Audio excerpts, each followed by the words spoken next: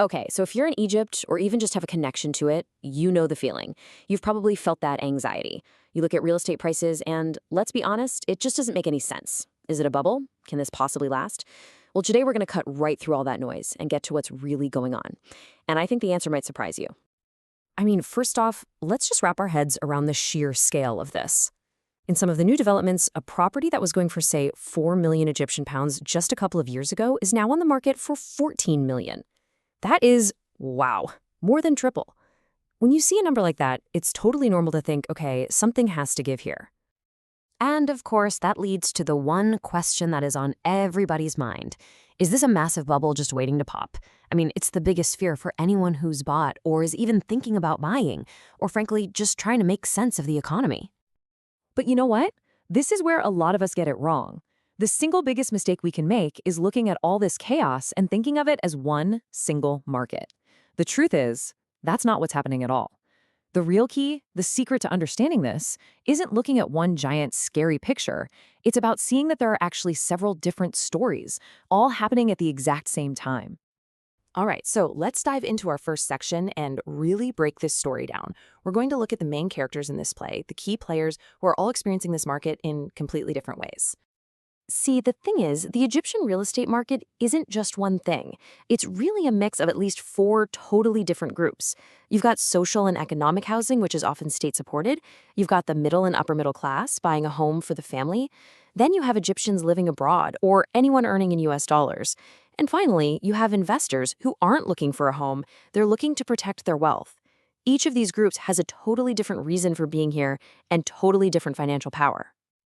Okay, now let's get to the engine behind all of this, the massive economic shift that has completely changed the game for everyone and created this whole puzzle in the first place. And right here, this is the #1 reason why, the stark reality of the Egyptian pound's devaluation. Just look at the numbers. Between 2022 and 2024, the pound lost roughly 70% of its value against the US dollar. This one single economic event created 2 completely different realities for buyers. And this is where it gets really interesting, where the paradox just becomes crystal clear. For someone earning their salary in Egyptian pounds, that 14 million pound apartment became impossibly expensive. But for an expat earning in dollars, that same exact property actually got a whole lot cheaper in their currency. It's the same apartment, but for these 2 people, it's like they're living in 2 completely different financial worlds. So you gotta ask, how did developers even keep the local market alive? Well, they couldn't just slash the price, right? So instead, they got creative with the payment terms. They started stretching out installment plans from maybe 8 years to 10, 12, even 14 years. And they lowered the down payments. It just makes that monthly payment feel a lot more manageable, even if the total price tag is way, way higher. Okay, so with these new rules in play, who is actually out there buying property in Egypt right now, and what's really driving them? Let's start with the local buyer, the person whose entire financial world revolves around the Egyptian pound. For this person, let's be honest, it's a real challenge. They're looking at these huge price tags and have to rely on those super long-term payment plans we just talked about. They're basically making a bet, a big one, that their income in pounds is going to rise enough over the next 10 years or so to keep up. All right, now let's do a complete 180. Let's flip the script and look at this market through a totally different set of eyes. The eyes of an Egyptian living abroad, or anyone earning a hard currency like the US dollar. And for them, wow, the picture could not be more different. Because of that devaluation, Egyptian real estate suddenly looks like an incredible bargain, especially compared to other international markets. They're seeing a huge opportunity here, and they've got the financial firepower to pay in cash or with much shorter payment plans, which gives them a ton of leverage. And then there's our third key player. Now, this person, they might not even be looking for a place to live. They're looking for a safe place to put their money. Yeah, this is the investor who's just trying to hedge against inflation. Their goal is super simple: protect their savings from losing value. In an economy with a lot of uncertainty, a solid physical asset like a piece of property feels like one of the safest places you can park your cash and just let it ride out the storm.